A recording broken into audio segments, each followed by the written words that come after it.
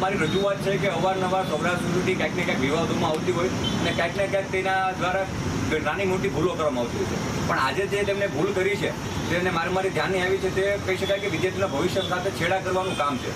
કે વિદ્યાર્થીઓ એક્ઝામ આપી છે છતાં પણ વિદ્યાર્થીઓને ક્યાંક ને ક્યાંક એબસન્ટ બતાવી કે તમે ગેરહાજર રહ્યા છો પરીક્ષામાં એવું બતાવવામાં આવી રહ્યું છે. અને વિદ્યાર્થીઓ પોતે ફિઝિકલી રીતે ત્યાં એક્ઝામ દીધી છે અને હાજર છે.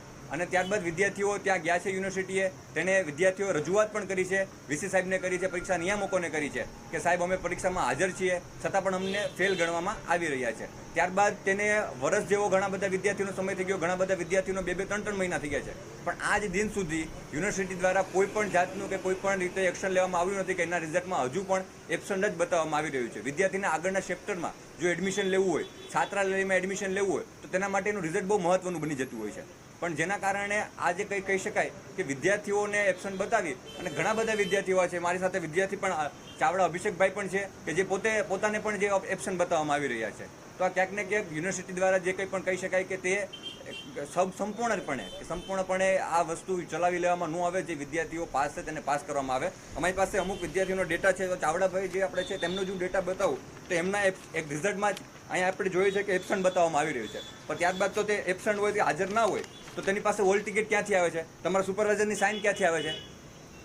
તો આ ઘણા બધા આવા વિદ્યાર્થીઓ છે કે જે મારી પાસે સંપર્કમાં આવ્યા. 5થી કહી શકાય કે 5 થી 6 વિદ્યાર્થીઓ સંપર્કમાં આવ્યા. ત્યારબાદ અમે રૂબરૂ ત્યાં તપાસ કરી તો અમને ત્યાંના સ્ટાફ દ્વારા જાણવા મળ્યું કે આવી કેવી રીતે 25 થી 30 વિદ્યાર્થીઓની છે, પણ આજ દિન સુધી તેને કામ કર્યું નથી. મને લાગી રહ્યું છે ક્યાંક ને ક્યાંક તે ખાલી માત્ર ને માત્ર સૌરાષ્ટ્ર યુનિવર્સિટીની ઓફિસોમાં બેસી અને ચા પાણી પીવાના કામ જ ત્યાં ચાલતા હોય તેવું લાગી રહ્યું છે. અને આપણે જઈએ ત્યાં તારીખ પર તારીખ કરી અને આપણે ઠાલવી દેવામાં આવતો છે. ઘણા કેસના વિદ્યાર્થીઓ એવા છે કે જે વિદ્યાર્થી મૈત્રા માધવીબેન કરીને એક વિદ્યાર્થીની છે કે જે મારી સાથે સંપર્કમાં આવ્યા અને તેમણે મને જાણ કરી કે ભાઈ મેં એક્ઝામ આપી 3 વિષયમાં, તેમાંથી 1 વિષયમાં તે ફેલ થયા. ત્યારબાદ તેમને રીઅસાઇનમેન્ટ કરાવવું, પેપર ખોલાવવામાં આવ્યું. ત્યારબાદ પેપર ખોલાવ્યું તો તે પેપરમાં જે પેપરમાં ફેલ છે એ નહીં, પણ જે પેપરમાં પાસ હતા એ પેપરનું રીચેકિંગ કરીને યુનિવર્સિટીની ભૂલ છે અને યુનિવર્સિટી પોતે સ્વીકારે છે કે અમારી ભૂલ છે, પણ હવે તમે પાછી પરીક્ષા આપી દો. બેન પાછી પરીક્ષા પણ આપે છે અને બેન પાછી પરીક્ષા આપણને રિઝલ્ટ આવે છે તો બેન જેમાં પાસ છે એમાં પણ એબસન્ટ બતાવે છે કે તમે આ પેપરમાં હાજર નથી અને તમે જે પરીક્ષા દીધી એમાંય એબસન્ટ છો. ને બેન તાજેતરમાં ત્યાં હાજર હતા અને ત્યારે પરીક્ષા આપી છે.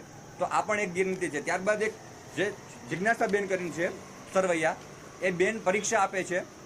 પરીક્ષા આપ્યા બાદ એ બેનને કહે છે કે તમે એક્ઝામમાં ગેરનીતિ કરી છે. ત્યારબાદ તેને હિયરિંગ માટે યુનિવર્સિટીમાં બોલાવે છે, સુપરવાઇઝરને બોલાવે છે અને સુપરવાઇઝરનો વાક હોય છે કે પેપરની જે પ્રિન્ટ હોય છે તે ઉલટી છપાય છે અને એને પેપરને ફાડી અને તેને સ્ટેપલર મારી અને પાછું પેપર આપવામાં આવે છે અને યુનિવર્સિટી તેને સ્વીકારે છે કે ભાઈ તમે ગેરનીતિ કરી નથી.